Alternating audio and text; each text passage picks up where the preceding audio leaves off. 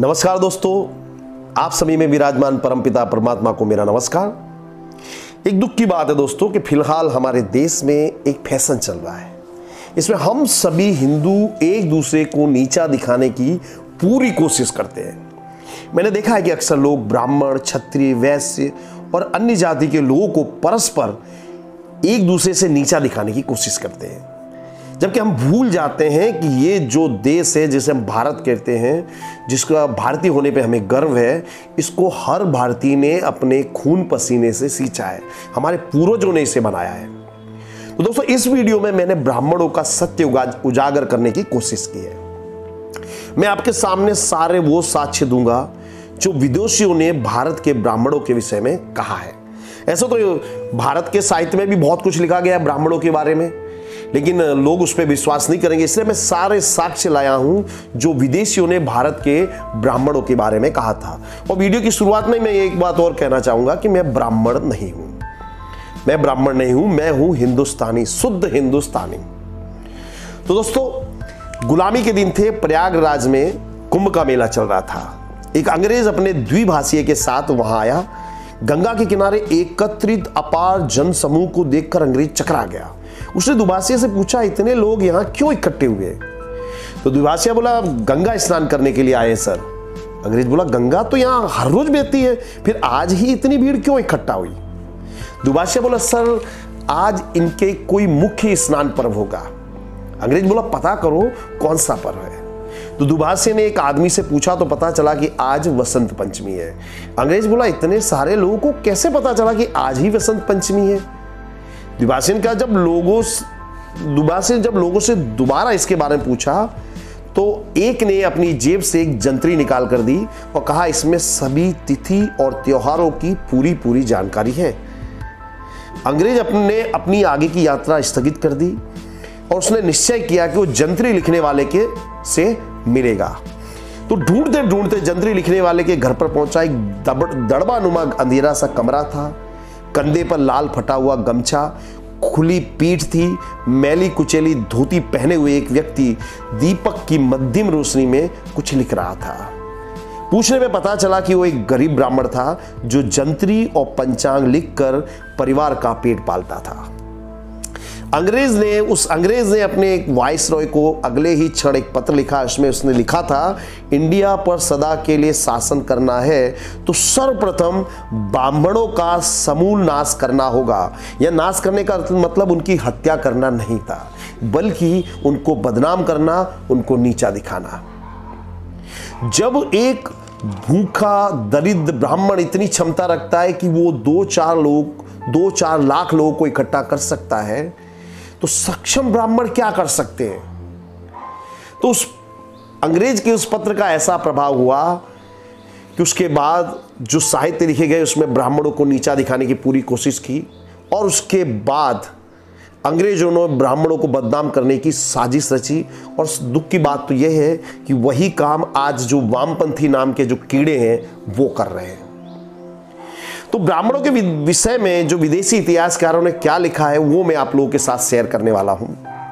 तो सबसे पहले मैं आपके सामने मेगास्थनीज द्वारा लिखी गई पुस्तक इंडिका की बात करता हूं। तो मेगास्थनीज सिकंदर के दरबार में एक एम्बेसडर था। वो 12 वर्ष तक अवध में रहा और उसने भारत पर पुस्तक लिखी, इंडिका। यह पुस्तक 2300 वर्ष पुरानी है। मेगास्थनीज लिखता है, भारत की समाज व्यवस्था में ब्राह्मण शीर्ष पर है। उनका काम है पढ़ना और पढ़ाना। वे धार्मिक क्रियाकांड भी करते हैं। वे बहुत ही कम कपड़े पहनते हैं। हर मौसम में वे एक सादा जीवन जीते हैं। उनकी समाज में कोई अपेक्षा या उस समाज से उनकी कोई मांग नहीं है। पेज नंबर 173 पर लिखा गया है, ब्राह्मणों का जीवन बहुत ही कठिन है क्योंकि इनको पूरे जीवन तप करना होता है। जबकि हमारे यहाँ नैरेटिव ऐसा सेट किया गया कि ब्राह्मण समाज का शोषण करते थे। ये पूरी तरह से ध्वस्त हो जाता है जब हम इसको रेफरेंस को पढ़ते हैं। हम अक्सर कहानियों की शुरुआत में पढ़ते कि एक गरीब ब्राह्मण था। ये पूरा सत्य है। ब्राह्मण वो होता है जो ब्रह्म की प्राप्ति के लिए, सनातन ज्ञान की प्राप्ति के लिए अपना सब कुछ त्याग देता, उसे हम कहते हैं ब्राह्मण। तो हिंसा को लेकर ब्राह्मणों की जो सोच थी स्पष्ट थी। ब्राह्मणों ने अपने ग्रंथों में लिखा है, उनके अनुसार देश धर्म की रक्षा के लिए की गई हिंसा हिंसा नहीं होती है, इसलिए क्षत्रियों को हिंसा की पूरी तरह से उचित और योग्य ठहरा गया। फिर जब सम्राट अशोक का शासन आया तो सम्राट अशोक ने बौद्ध धर्म को राज्याश्रय दिया। इसके बाद बौद्ध धर्म फला फूला। बौद्धों के अनुसार हर प्रकार की हिंसा निषेध है। सम्राट अशोक के बाद एक राजा हुए जिनका नाम था बृहद्रथ। उनके शासन में उत्तर पश्चिम से डेमेट्रियस, जिसे दरायस भी कहते हैं, उसने हमला किया। परंतु राजा बृहद्रथ ने प्रजा की रक्षा करने के बदले, युद्ध करने के बदले डेमेट्रियस का कोई प्रतिकार नहीं किया और उसने कहा इससे कोई फर्क नहीं पड़ता कि मैं राजा हूं या अन्य कोई राजा हो, लेकिन किसी भी राज्य के लिए हिंसा करना गलत है, इसलिए मैं युद्ध नहीं करूंगा। ऐसे में पुष्यमित्र शुंग, जो बृहद्रथ का सेनापति था, उसने कायर राजा की हत्या की और देश की रक्षा की। ये कहानी 150 BCE की घटना को दर्शाता है। तो ये कहानी दिखाती है कि ब्राह्मणों ने देश की धर्म की रक्षा के लिए आवश्यकता पड़ने पर हथियार उठाए। अगला उदाहरण ले रहा हूं मैं, उस पुस्तक का नाम है Chinese literature, colonial press, London से लिखी हुई पुस्तक है। इस पुस्तक में पेज नंबर 51 पर फाहियान की एक पुस्तक का उल्लेख है। फाहियान को मैं आपको परिचय दूं तो ये 5वीं शताब्दी में बौद्ध मत का ज्ञान प्राप्त करने के लिए फाहियान भारत में आया था। वो अपने साथ कई पुस्तक भी चाइना ले गया था। तो अपनी एक पुस्तक में उसने रथ यात्रा का उल्लेख करते हुए लिखा है कि भारत में फरवरी के महीने में हर नगर में बौद्ध अपनी यात्रा निकालते हैं। इस यात्रा में 20 जितने रथ होते हैं जिनमें बौद्ध साधु बैठे होते हैं। सबसे बड़ी विशेषता यह है कि इन यात्राओं का स्वागत ब्राह्मण करते हैं। वे अपने गांव में उनको आमंत्रित करते हैं, बौद्ध भिक्षुओं को, और उनसे ज्ञान की चर्चा करते हैं। में फाहियान लिखता है कि मैंने पूरे भारत में कईयों बौद्ध मठों की मुलाकात ली, वहां से मैंने बौद्ध धर्म ग्रंथ हासिल किए, और वो दिखाता है कि भारत में कदम कदम पर कई बौद्ध रथ, बौद्ध मठ स्थापित है। तो दोस्तों ये उदाहरण दर्शाता है कि आजकल जो नैरेटिव चलाया जा रहा है कि ब्राह्मणों ने अन्य जातियों पर, खास करके बौद्ध लोगों पर अत्याचार किए, वो पूरी तरह से गलत हो जाता है। इतना ही नहीं, इस प्रकार की यात्राओं में वैश्य जो थे वो दान देते थे। यानी कि भारत देश ऐसा देश रहा है जहां सभी धर्म फले फूले, सबका समान रूप से सम्मान किया गया। यानी भारत पूरी तरह से हमेशा से सेक्युलर देश रहा है। अगली घटना है 10वीं सदी की, जब मोहम्मद गजनी ने सोमनाथ पर आक्रमण किया। तो मोहम्मद गजनी का एक इतिहासकार था जिसका नाम था अल-बरूनी। उसने एक पुस्तक लिखी, किताब उल हिंद। वो अपनी पुस्तक में लिखता है कि उस समय काबुल में एक हिंदू राजा था। उस हिंदू राजा ने गजनी सेना का प्रतिकार नहीं किया। तब उस राजा के वजीर, यानी जिसे कहते हैं हम मंत्री, उसने राजा को कैद किया और उन्होंने मोहम्मद गजनी का प्रतिकार किया। इस वंश को अल-बरूनी ने ब्राह्मण शाही कहा है इस पुस्तक में। इस वंश के राजा थे भीमपाल, जयपाल, अनंतपाल। इन्होंने मुस्लिम आक्रांताओं से अपने धर्म और राज्य की रक्षा की। अल-बरूनी लिखता है कि इस संघर्ष में ये जो राजवंश था ये पूरी तरह से समाप्त हो गया, कोई इनका नाम लेने वाला नहीं बचा।